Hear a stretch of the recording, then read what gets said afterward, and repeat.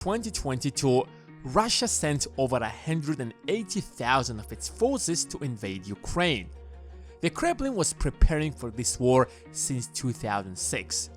Hundreds of billions of dollars were spent on modernizing the Russian military, stabilizing the economy, and expanding Russia's influence all over the world. The only thing that was left for Putin to do was to give the order to attack and wait for the good news. The next day, Putin arrives at Kiev, gives a victory speech, and Russia checkmates the West before they even realize what just happened. But something went wrong. In fact, a lot of things went wrong. Ukraine aimed at winning the information war by controlling the storyline, used US intelligence to prevent Russia from taking over Kiev, and pushed the entire world to cut ties with Russia. And it worked. Companies literally started leaving Russia. BMW stops making cars in Russia.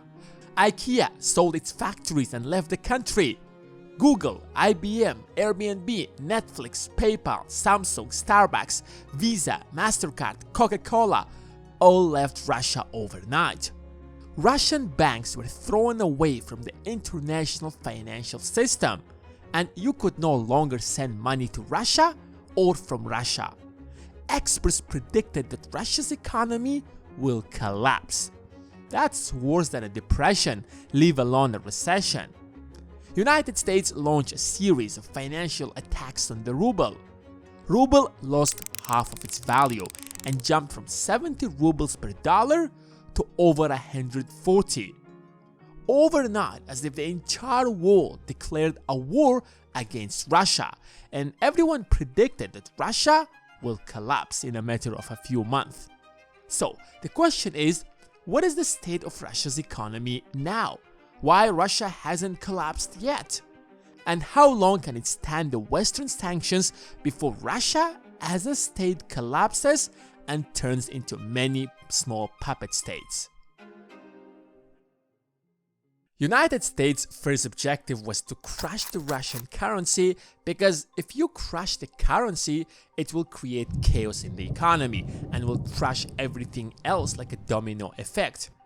US restricted Russian government from acquiring foreign currency, pressured US companies to leave the country, and the entire world wanted to sell everything they had inside the country and leave, which means selling all of their Russian rubles and buying dollars. The Russian ruble began trading at half of its price. The way currencies usually work is that supply and demand determines the price. If people suddenly start selling their rubles, it will start declining, and at some point, people can lose faith in the currency and it will turn into hyperinflation, as it was the case with Germany after World War I or Zimbabwe in 2006. However, that did not happen to Russia, because that's exactly what US did back in 2014 when Russia annexed Crimea.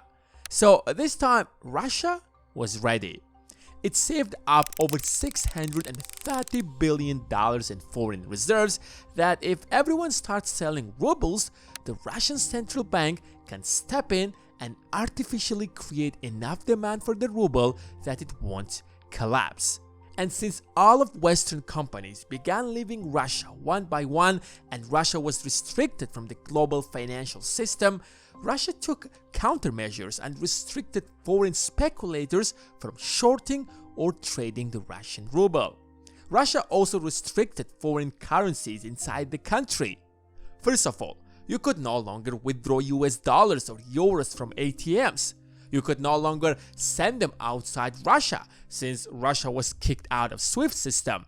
And you couldn't even keep them in your bank account since Russian banks imposed a 12% fee for keeping foreign currency in your account.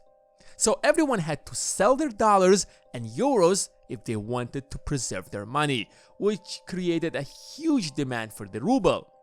Whatever foreign currency that businesses inside Russia would receive would automatically be exchanged to rubles, at least 80% of them, which boosted the demand for the Russian ruble, which made the Russian ruble the best performing currency in the world. That's how Russia saved its currency. But that was just the beginning, because the worst was yet to come.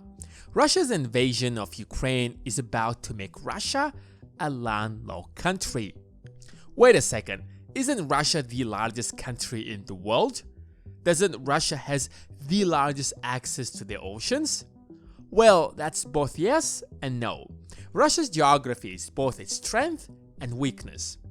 Almost all of Russia's population is located in the western side of the country, so its ports in the east at Vladivostok are worthless, since Vladivostok is a 9-hour flight from Moscow. So delivering everything from Vladivostok to western side of Russia is a nightmare. In fact, the entire region is underdeveloped. It doesn't even have a proper infrastructure. In the north, the situation isn't any better. It's freezing for most of the year and ships can't go through, and there aren't any major cities because the cold weather just makes it unbearable to live there. That's why Peter the Great waged a war against the Swedish Empire to annex St. Petersburg and instantly made it the new capital of Russia. This new city had access to the Baltic Sea, and Russia finally could trade with Europe. But Russia was still at the mercy of Sweden, since it could easily block the Russian ships when crossing the Danish route. It's for this exact reason Russia has always kept a good relationship with Sweden. But as a wise man once said, never put all of your eggs in one basket. That's why Russia began looking for alternative ways to trade with the world. The only option that was left was by crossing the Bosphorus Strait to access the Mediterranean Sea, but it was controlled by the Ottoman Empire. That's why the Russian Empire was in a constant war with the Ottomans. Fast forward to 2022, it is controlled by Turkey, which is a NATO member, which means that Sweden joining NATO literally makes Russia dependent on NATO to have access to the oceans. NATO can now block Russian ships, which will significantly limit Russia's trade, which can cripple the Russian economy. And if Ukraine wins this war, Russia will have to give up Crimea, which will limit Russia's power in the Black Sea, making the largest country in the world landlocked. But that's not even the biggest problem. Russia's entire economy is about supplying Europe with raw materials such as oil, gas, wood, and everything else that the Western Europe needs to keep their industries running. Without affordable gas, for example, German factories won't be able to survive. Prior to the February 2022, almost half of Europe's entire gas supplies were coming from Russia. Russia spent dozens of billions of dollars building these pipelines, and now Russia has stopped supplying Europe with gas to pressure Europe to turn against Ukraine. However, it has failed miserably.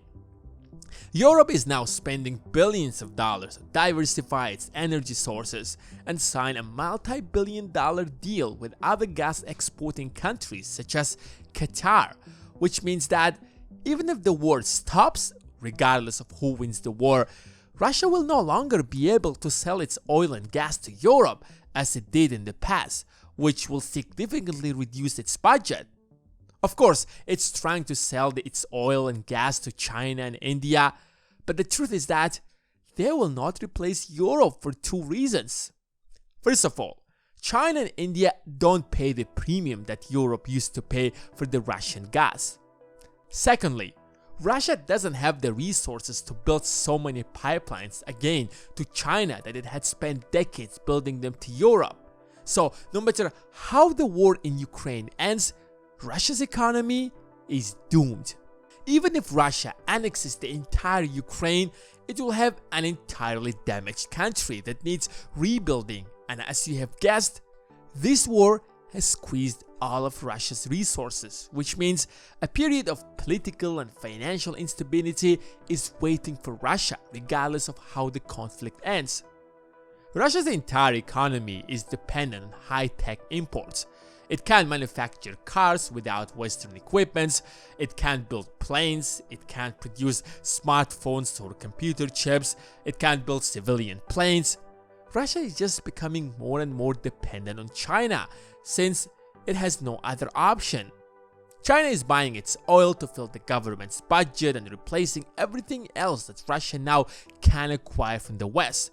It's turning Russia into becoming China's puppet.